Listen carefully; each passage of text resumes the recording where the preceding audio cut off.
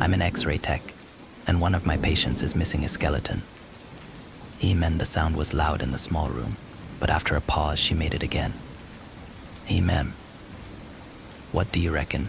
Carol, I prompted, turning from the X-ray result back to my supervisor's pensive face. Another pause. The patient isn't any pain. Any ... symptoms. Not really.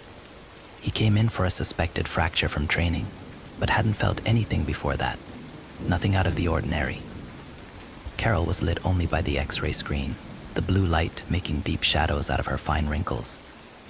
Her jaw moved slightly as she processed. Run the procedure again. Calibrate the machine properly. Make sure. All done, Carol. We scanned him as many times as we safely can. Everyone calibrated the machine. Hell, I X-rayed myself to check. It's all fine, I wasn't used to interrupting a consultant like that. But my heart was racing from what I was seeing. More sharply than I meant to, I indicated the heap of films that showed a full and healthy skeleton picked out in textbook sharp detail from myself, compared horrifyingly to those from the patient sitting quietly next door. For a few minutes, Carol examined each one, her hemus turning to a grinding of teeth. This is completely impossible, she muttered finally, more to herself than me.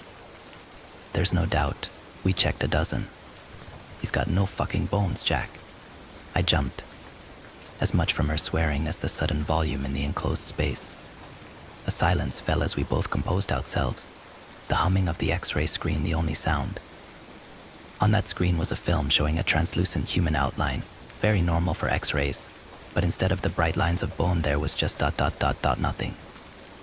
A faint mark, ghosts of something where the bones should be, but the skeleton itself was simply missing. Slowly, Carol collected herself. Okay, talk me through it. Physical examination.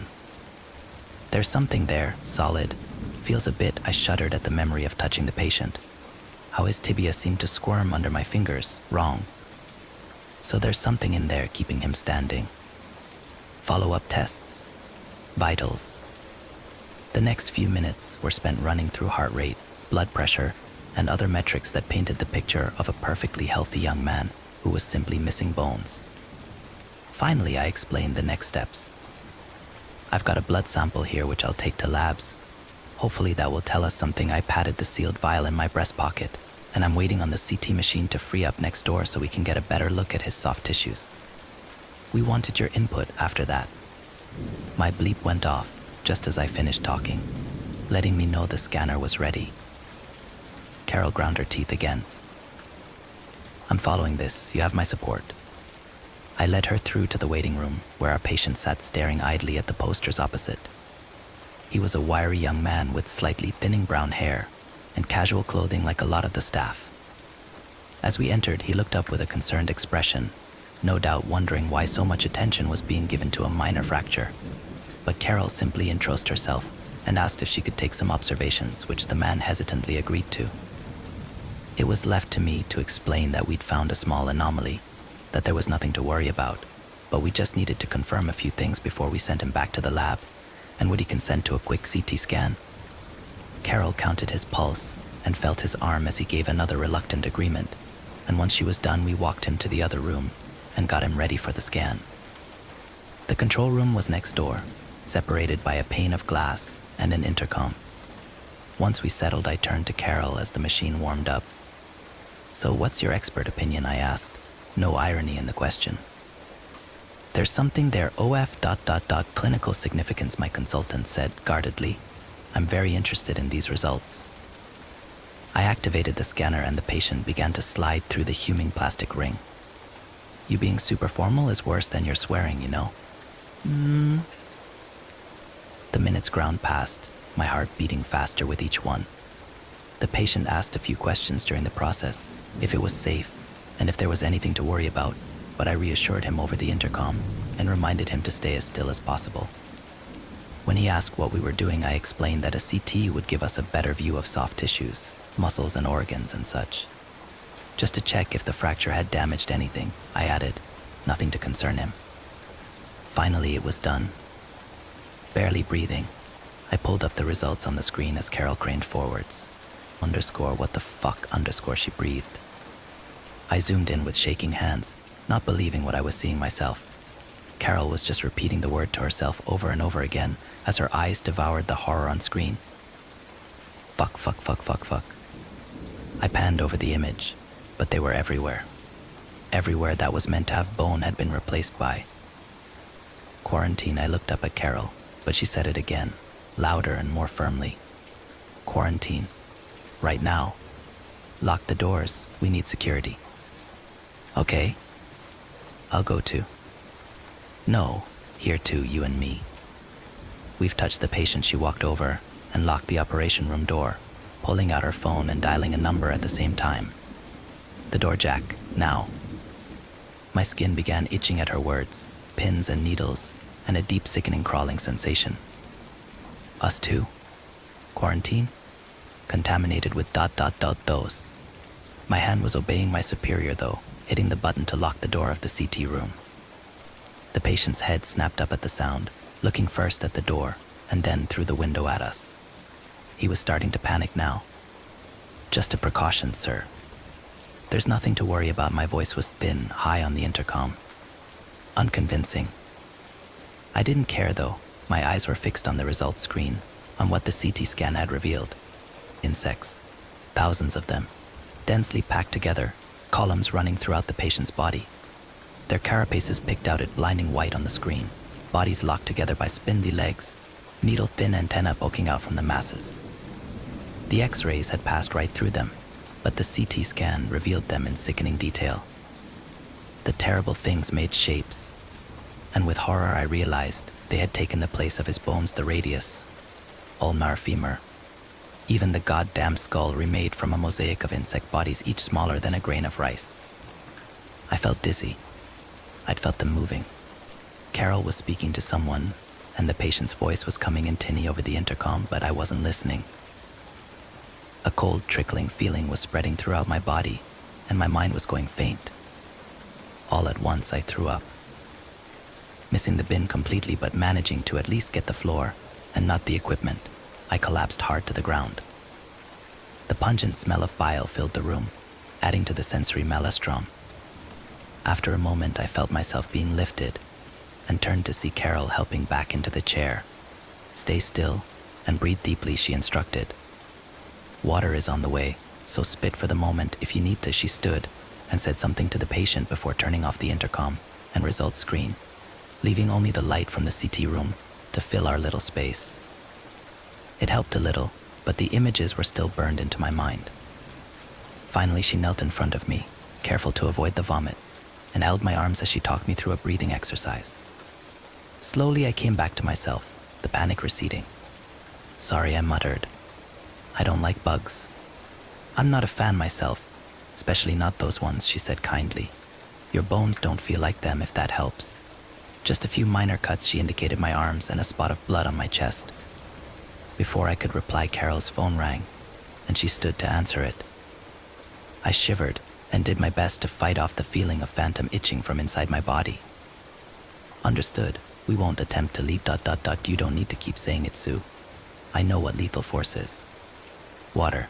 Cleaning supplies too, if possible. Yep ... Okay. Bye. She let out a shaky breath as she hung up before looking over to me. We're under instruction to stay in place. These 2 rooms are now considered a quarantine zone. Apparently they've seen something like this before, but it's not a good prognosis. If you have IT ... Well, it's like rabies. Another shaky breath. Once they're in, there's no way to stop them. I felt sick again, but swallowed it down. Questions whirled through my head. They knew these things existed. Is this part of what our facility is studying? What happened to the first patients? Why can't they stop it? Why does my skin itch? Did they really say lethal F? Before I could voice any of the torrent in my mind, I was jolted by a bang right next to my head. Our patient had come to the joining window and smacked his hand into it, desperate to get our attention. Without the intercom, we couldn't hear any words, but he seemed to be shouting. Jesus, Carol muttered, clearly also startled. She took one look at my face. You stay there. I'll do my best to reassure our patient. Both reassure and our patient seemed to ring slightly hollow in our current situation, but I didn't protest. Carol spent a few minutes doing her best to talk the patient down before giving up and sitting down next to me. As she did, the patient began thumping the diving window again. "He's not happy, but there's nothing we can do," she explained grimly. "Some symptoms are setting in: pain, panic, nausea." I didn't tell him what was wrong, though. I couldn't face it. In all my time working with Carol, I'd never seen my consultant look so dejected. As gruff as she was, she'd been a bulwark against all the mess and nastiness of working here, shouldering both responsibility of the patients as well as what we did. "This isn't our fault, Carol. We did the best we could. I tried. Maybe we could still help him." I mean it. Tests or something. Maybe we can fix whatever those bastards upstairs did to him. This caught her attention. Slowly she looked up, meeting my eyes. All kindness and camaraderie was gone. Instead, there was now a look of steel-hard contempt etched onto her face. "Jack, you know what we do here. This is our fault. Those bastards are us. We did this to him." "No," I said, my voice thin again. "No, we're radiology. We just scan the patients, look after them. We don't." "Do you honestly believe that?" she asked sharply. "You think you're not a part of this? Too small of a cog in this place to be noticed? That you're not responsible? A naive little rad tech that doesn't have blood on his hands? That's not. Dad's not. At least he can admit he makes weapons. At least I, and the patient, and everyone else in this godforsaken place can look ourselves in the mirror and know what we're really doing. Carol, I didn't." She was angry, angrier than I'd ever seen her. "Look that poor bastard in the eye and tell him we don't make bioweapons. Look at him through the glass and tell him you're innocent." I felt sick again. Her eyes were cutting through me, pinning me like needles under my flesh. Next to us, the banging on the joining window continued, and I imagined I could hear him howling, but I didn't look. "Can you even tell me his name, Jack?" "I haven't heard you address him by it." Again. I couldn't answer, couldn't bring myself to look up at my patient and his screams. Carol made a noise of disgust. "I get it. Like a farmer with cattle. It's easier if you don't get attached," right? She walked away towards one of the computer terminals. "I'm going to write this shit show up, as well as a recommendation that we review your fitness to practice. I'm not happy having someone of your disposition under me in this facility." She looked at me again. "If you want any chance of keeping your job, I recommend that you look your patient in the eye and come to terms with who you are and what you do." The banging had stopped. Shamefully, I turned to look at the body of my patient. Except he wasn't dead. My heart stopped. In front of the window stood a melting man. His limbs were distending, lengthening and distorting as I looked, skin stretching and bubbling. The spine deformed, bending him forwards horribly towards the glass as his jaw flopped open and his skull collapsed on one side. The stretching skin began to split, white shapes pouring free from the gashes, but now I could barely make it out through a film of tears. I heard myself scream, collapsing down at the same time that poor bastard's legs gave way, and he fell mercifully out of view. I don't know how long I sat there sobbing for. Eventually, Carol's voice came from above me. "This is what we do here, Jack, and you need to be okay with it. For now, I need the sample vial you took from Mr. Chuan. You're not fit to keep it safe right now." Shakily, I reached into my chest pocket, obeying without question. Immediately, there was a sharp, burning pain, and I pulled my hand out with a yelp. A half-inch cut wept blood along my index finger. In horror, I looked inside, only to see the glint of a shattered sample vial wink up at me, right where I had landed on it. Terrified, I looked up into Carol's face, which had drained of color. "Right," she said. Okay, I'm going to ask what the transmission vectors of this particular project are. You. Stay still, and over there. Let me know if you feel anything."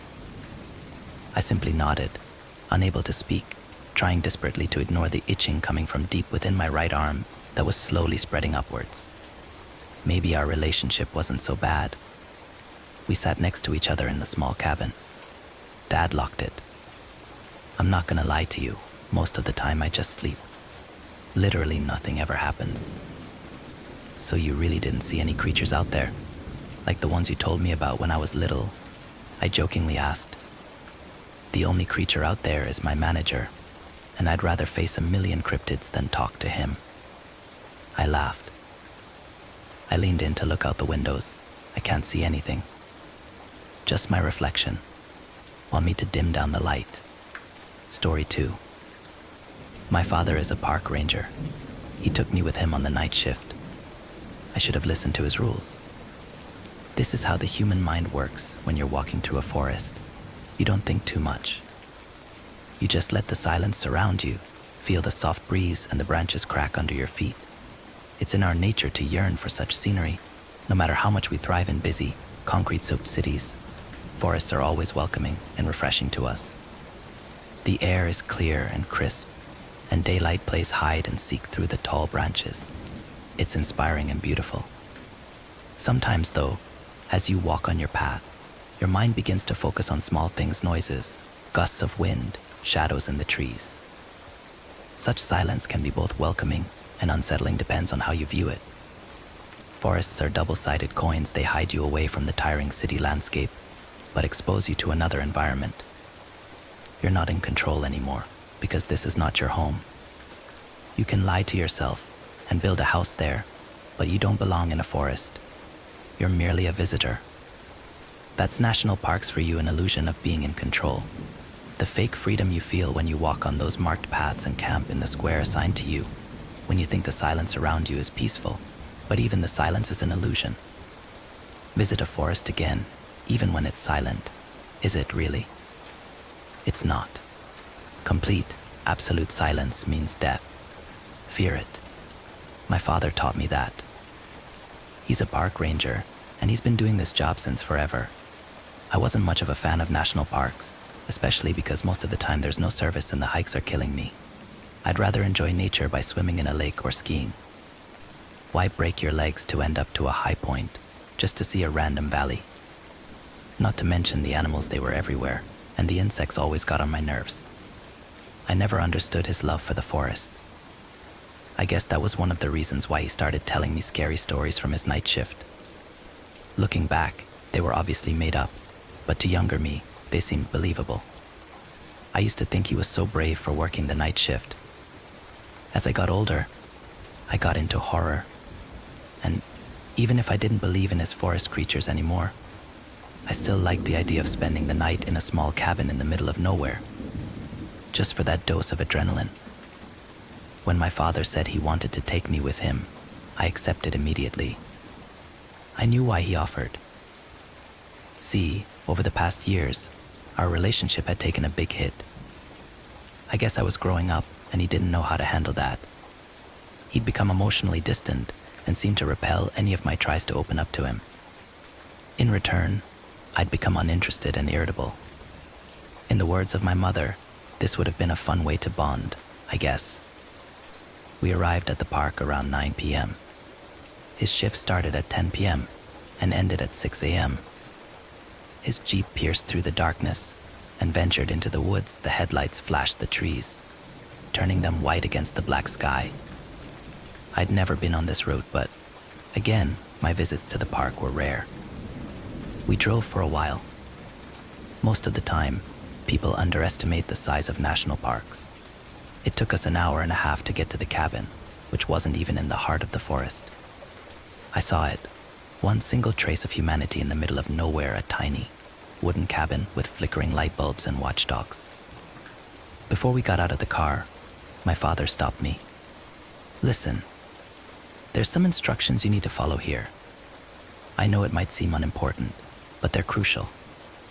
Then, he handed me a piece of paper, a list of handwritten rules. At first, they were ordinary: don't go out alone in the park, don't leave food out, etc. I thought the rest of the rules had been put there just to freak me out. Dad, I'm not 12 anymore. You can't freak me out with this shit. I'm not trying to. You wanted to come here with me, so act accordingly.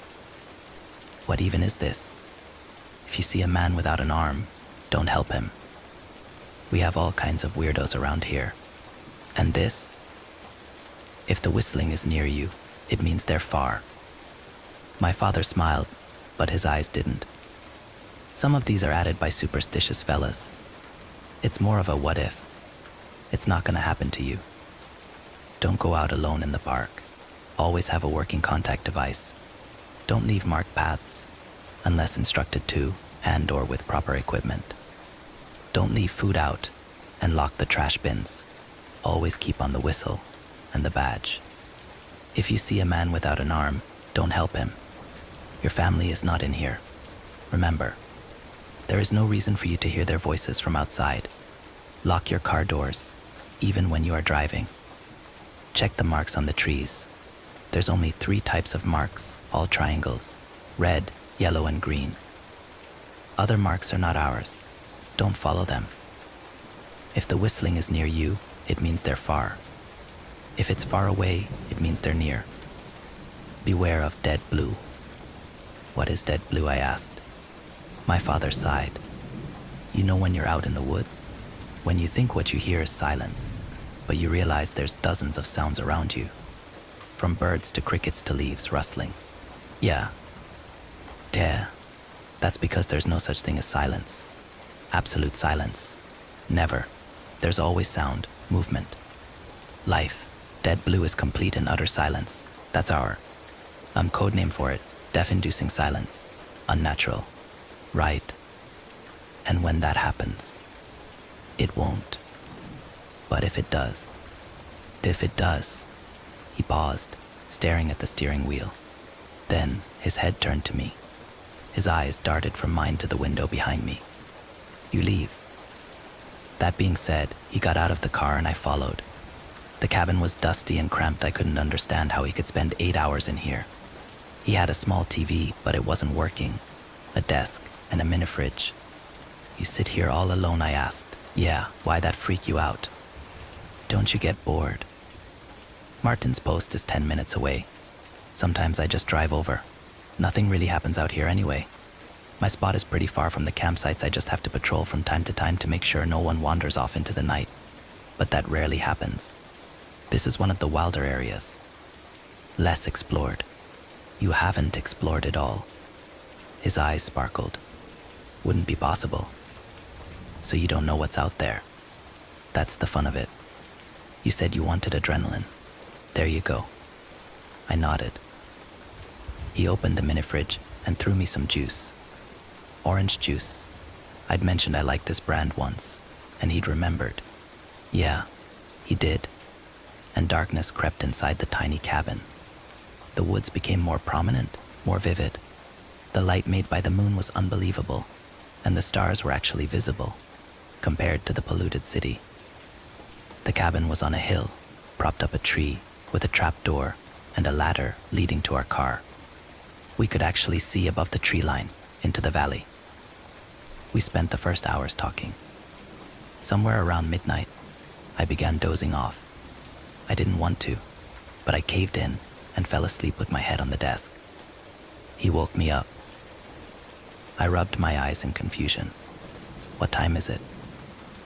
I got a call from Martin. Right? Who? Was Martin, I mumbled. The other one in the area. He says he got a call from the campsite and someone's missing. We need to go search for him. We? As in us? Yeah, you'll stay in the back seat. I'm on the phone with Martin right now. I could hear Martin's muffled voice through the speaker. Wait, don't take the kid. Why not? He'll stay in the car.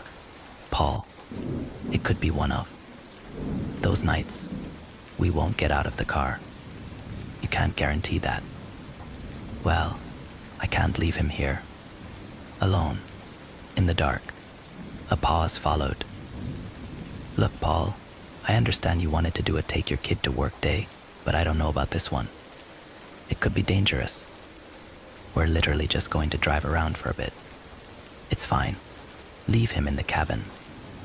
Dad put his hand over one of the speakers, so I didn't understand what Martin told him. His eyes kept darting to the window behind me. He sighed. Martin will come pick me up. You are staying here, locked. Turn the lights off and wait for me to return. It's gonna take a minute and you'll be safe here. What? I'm not staying here alone. What did Martin tell you to change your mind? It doesn't matter. I'll return in maximum half an hour. You can go back to sleep if you want, or I can call you and we can talk. I was afraid, truly afraid. I did not want to show it, especially after I'd complained that nothing interesting happened around there, so I reluctantly agreed. My dad opened the trapdoor and climbed down the ladder. Then his face disappeared into the darkness. I saw Martin's car pick him up and drive away. Silence followed. I wished I'd been home, in my bed. Instead, I sat stiff on the chair and waited and waited. I began imagining the worst. What if they'd crashed? What if a bear had found them? I didn't want to let my fear get the best of me, but I thought about his legends and the set of rules. I hoped the writers were just paranoid. At around 2 a.m., I heard a knock on the trapdoor. I felt my chest tighten. Another knock followed. I wanted to respond, but something in me didn't allow me to. Then, I heard my dad's voice. Kev, open. It's cold out here. It echoed through the cabin. My eyes were dry from the lack of sleep, but my mind was fully awake. I stared at the phone. Then, at the trapdoor. Kev, open, please. I know you're there. I saw you at the window. I turned off the light completely. I don't know why I had this urge, but if my dad could see me from the window, anyone could, or anything. And I didn't like to be on display like that. You don't have a key. It locks from the inside. Shit, yeah. How was it? Did you find him? Yeah, we did. He was drunk off his ass. We helped him return to his friends. Could have been a lot worse. As I was talking to him, I searched for the keys in the drawer. It was strange, because I hadn't heard anyone climbing the ladder, or seen Martin's car drive my dad back to the cabin. How did you get here without Martin? What do you mean? Open up, Kev. I'm freezing. Answer the question. He did drive me here. Didn't see any headlights. They were off, to not draw the attention of animals. Bullshit. I pulled out the crumpled piece of paper. 6. Your family is not in here. Remember, there is no reason for you to hear their voices from outside. My hand was shaking so bad, I could barely grab the phone. I skimmed through my contacts. Kate F. Connor. Dad. I called him. The phone was ringing, yet no sound came from beneath the trapdoor. My dad picked up. Anything okay? In the blinding darkness of the cabin, surrounded by the howling wind, I toned my voice down to a whisper. Dad, someone out there is pretending to be you. A long pause followed. When he spoke, his voice was trembling. Don't open. Turn off the lights. Did you turn them off when I told you? I turned them off now. No, you should have turned them off when I left. I'm sorry. It's fine. Don't talk to it. Did you talk to it? Guilt crept up my spine. I don't know why, but I lied. I did not. Good. Stay put. I'm coming after you. But what if the thing sees you? You'll have to. Face it. We have ways to distract them. It's fine. Don't be scared. I lied again. I'm not. Good. I love you. I'm coming. I wasn't scared for me. I was scared for him. The voice from below continued. Kev, please open. Please. It's cold. I didn't answer. Knocks followed. The voice went on. Did you talk to someone on the phone? Kev. I lost my phone in the woods. Whoever is out there and has my phone is not me. It's not me. It's not me. It kept repeating. It's not me. It's not me. They. I began feeling lightheaded. Fear is one thing, but this was a combination of anxiety, stress, and guilt. I tried to control my breaths, but to no avail. The cabin was spinning around me. It's not me. It's not me. It's not me. It's not me. It's not me. It's not me. Shut up. Shut up. And it did. Silence followed. I pulled out the list again and started reading and rereading the rules like a lunatic. I kept listening for noises from outside. The wind was still going. Good, no dead blue. Then, I heard a loud thud from my wall. Another followed, and another. It sounded like footsteps. They moved to the roof of the cabin. I could hear my heartbeat in my ears. Whatever was out there was now climbing around my cabin. I could hear the scratching outside. I started to cry and covered my mouth with my hand. I just wanted my dad. I wished I could see his face again. The universe, somehow, ironically responded, because my dad's face suddenly appeared at one of the windows. He raised his hand and knocked. I stared at him through my eyebrows, my head tilted. Scarcely breathing, I remained still. He kept knocking. That wasn't my dad. The cabin was tied to a tree at around 10 meters from the ground. He could not be at the window. The creature knocked and knocked, and for what seemed like an eternity, we just made eye contact. Blood was dripping from one of its nostrils. Another phone call woke me from my trance. Kevin, are you there? Are you in the cabin? Yes, and the thing looks like you, and it's at the window. I'm coming right now. I'll shoot it. Don't worry. I'm just about to turn a corner. Dad, I'm really scared for you. Martin's coming too. It's okay.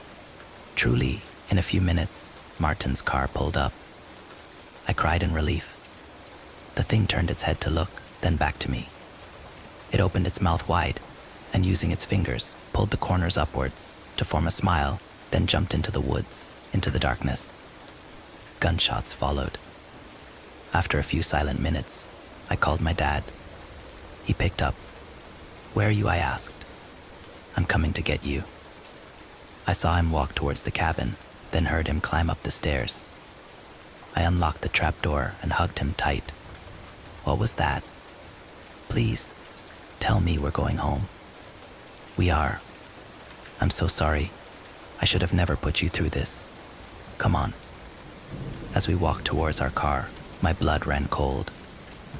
It was not something I'd seen or heard, but the opposite. See, the wind had stopped. The crickets had stopped. Dead blue. I sprinted to the car, got into the driver's seat, then locked the doors.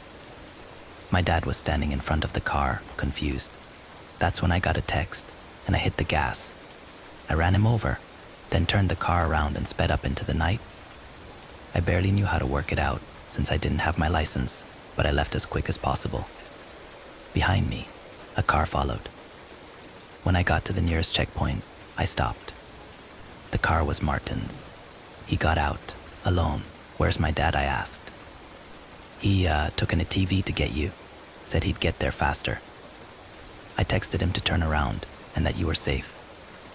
The text he'd sent me. Martin and I split up. He may get there faster than me, and if he does, he'll text me to turn and head to the checkpoint. There is no one with Martin. He's alone. I thought I'd unlocked the trapdoor to my dad when he'd actually taken an ATV and turned to the checkpoint. The thing I'd ran over wasn't my dad, and I'd known it since I felt that unnerving silence. However, no one at the checkpoint had seen my father. As I'm typing this, I'm afraid for him, but a part of me knows he's alive. Maybe he took another road or got lost. Whatever he did, I'll find him. While I tell you what happened, please keep one thing in mind: stay away from the forest. Forget everything that I told you the last time about recreation and nature and all that. It's not worth it. It really isn't. I didn't want to say it, but deep down I knew. It was my fault that my dad was missing. No matter what cryptic creatures roamed the park, he'd been safe until I showed up. Through me, he'd showed them he had a weakness, and they fed on his fear. Now, it was possible I would never see him again, and it was all my fault. I knew it. I just chose to bury it deep down in my chest and let it sink deeper in my stomach, a knot that would never disappear. As I was sitting there, at the checkpoint, covered in a blanket and shivering from the stress, Martin approached me. As much as I wanted to ask him about the park, the rules, my dad, something inside me didn't know whether to trust him or not. Was he the real Martin? He sat down next to me. I'm sorry the night was still cold and unwelcoming. The trees stood tall and sober in front of us, crowned by the dark, never-ending sky. No stars, just a black, soulless night. Maybe clouds had rolled in. I kept thinking of how 4 hours ago I'd been searching for constellations with my dad. What do you mean? I'm sorry for your dad. Don't say that. You say it like he's dead. Martin didn't answer, and didn't look at me either. I turned my body towards him. He's not dead. He isn't. Martin remained silent. Then, without thinking, I punched his arm. He pulled away and frowned. It's not my fault. He shouldn't have brought you here. Tell me everything you know about this stupid park. I deserve it. You owe it to me, and it's the only way I can actually find him. He stared at me for a while, and so long had passed until his response that I'd thought he had decided not to answer. When he finally spoke, his voice was toned down to a whisper. We thought they were lying, both me and Paul and the others. When we got hired here, we heard the stories, the legends and everything, but assumed those were horror stories passed around. We didn't stop to listen and didn't believe anything until we saw it with our own eyes. See, this park is huge, huge, and no one ever bothered to explore it. I thought they lacked the resources, but now I see they were just afraid. He stopped to look around. It would be ridiculous of him to hide from anyone right now. Why would he feel ashamed of telling me these? I thought, but then realized he was probably looking around himself to stay aware not of someone, but of something. That's the thing. Even when you've been face to face with the supernatural, your mind still searches for a logical explanation. We started writing down the occurrences, trying to find a pattern or a way to avoid them.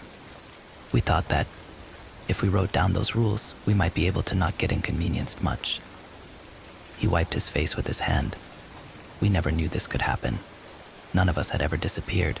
We just thought the worst they could do was annoy us, creep us out, hurt us. He was sweating, even if it was freezing outside. He kept shaking his head. Paul always refused to believe. He'd never actually seen anything. I sighed. I felt too alert to let my guard down and cry, but I craved it. Why do you let tourists here? Campers. They only care about those who wander off. They search for it in your soul, the desire to get lost. And then they help you. A shiver ran down my spine for no reason.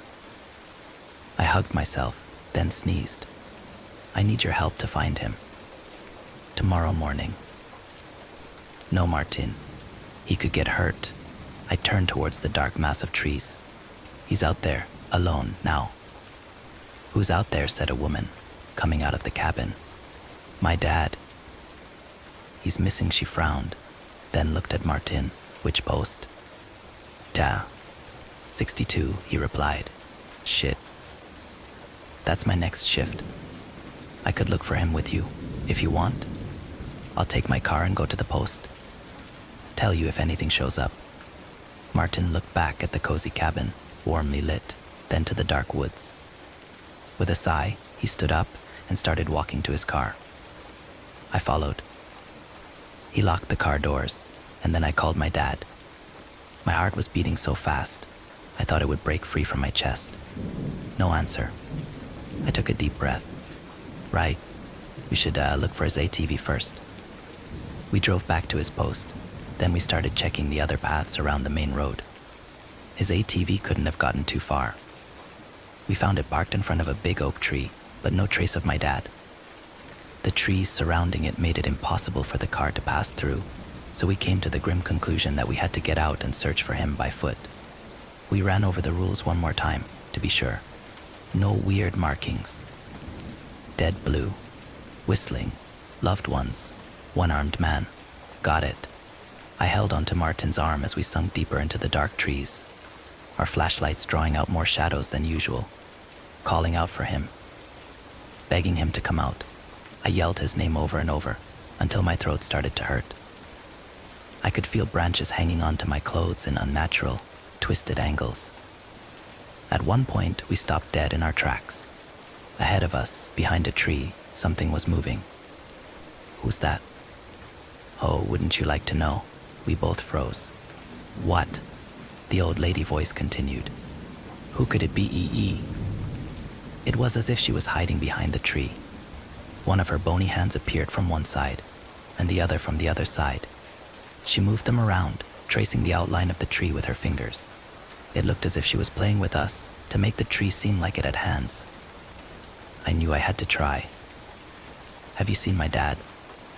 Have you seen my face? She replied, instantly. No. Would you like to?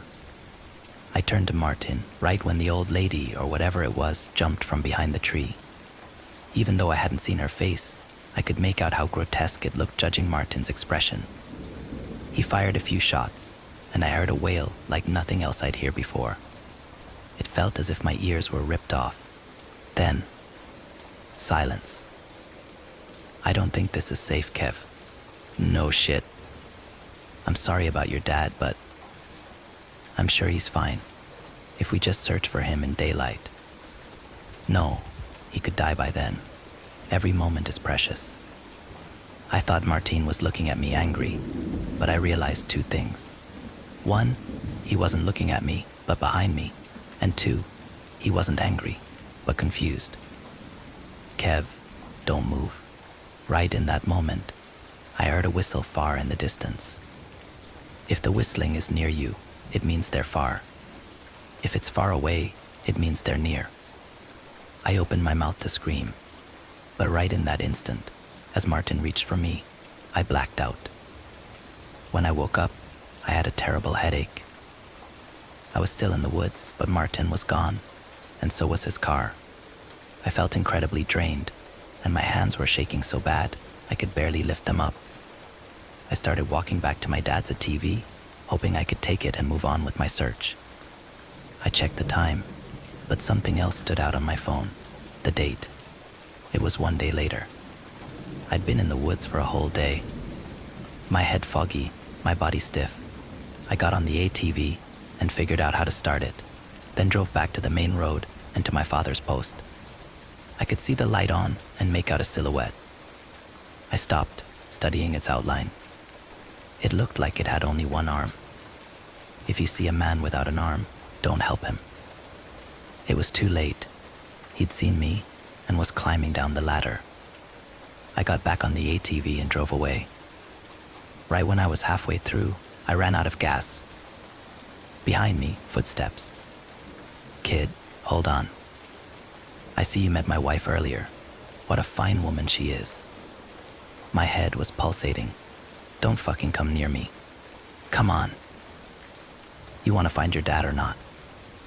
You wouldn't know where he is. Bullshit. I spoke to him this morning. Rage filled me and replaced the fear.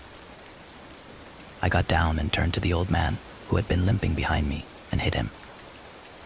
Don't speak about him. Don't you dare. The old man laughed, and I saw his only tooth staring back at me. I pushed him away and started running back to the post. I ran and ran and ran, without looking back, until my limbs ached of a pain I'd never known before.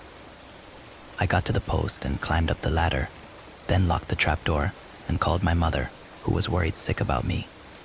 I barely managed to get a word out before I collapsed from exhaustion. When I woke up, morning was creeping in. I called my dad one more time.